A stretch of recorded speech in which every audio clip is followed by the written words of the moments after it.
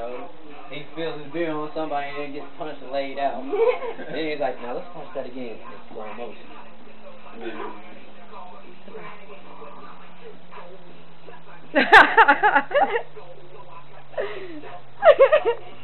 Spills his beer, whatever, he's like, dude punches and he does like a Spider-Man backflip.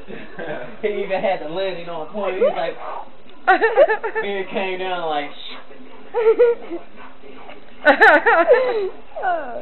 it just stood up. I was like, oh man, you recording me, ain't you? Yeah, no. She said no. You followed me. I ain't doing it. Too late, darling. Yeah, of course. Too late. Y'all record me. Y'all can have one hell of a night.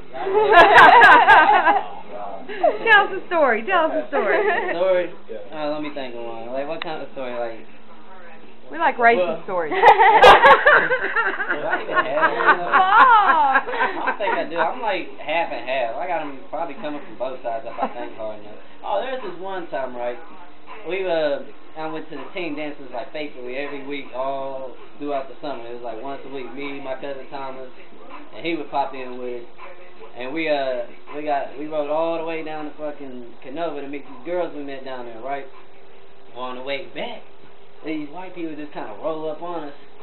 Like, well, what y'all doing here? I'm like, well, what are you talking about, man? We just visiting some friends. He was like, well, since y'all don't live here, I don't think y'all need to be here. And I'm like, well, why do you say that? He's like, well, my little brother, his favorite word starts with a J and I think ends with an O. And I was like, what the hell does that mean? And apparently he was calling us jigaboos, and at the time, that's my first time ever hearing that word. We sit here and we like, I don't know what the hell that shit means.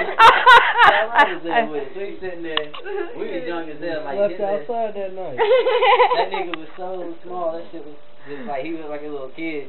And he was like, yeah, you better be lucky this little guy here, because we was thinking about whooping y'all's ass, but we don't want to do it, you know, with his little stuff here. So count yourself lucky, just leave and don't come back.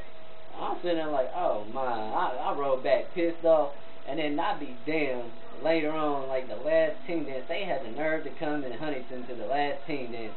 We sitting there looking at them like they had the nerve to tell us not to come to their little spot, but they gonna come down in our city. So at the end of the team dance, we sitting there like, yeah, you down in Huntington now, you keep talking all that shit, you in our territory, come on, let's go ahead and bang it out.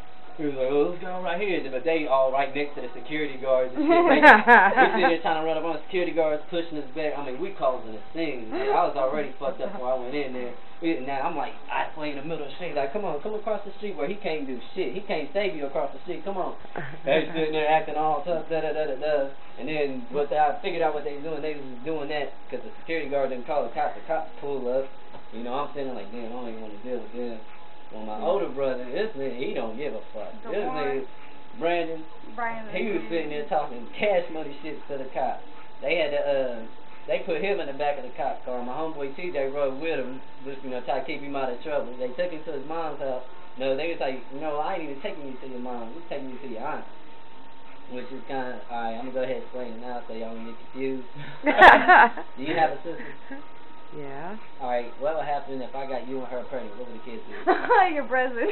They're present. Him and Brandon are present. Wow.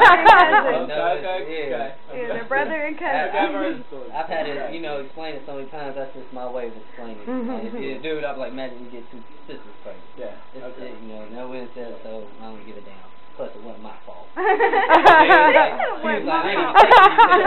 taking you to your aunt.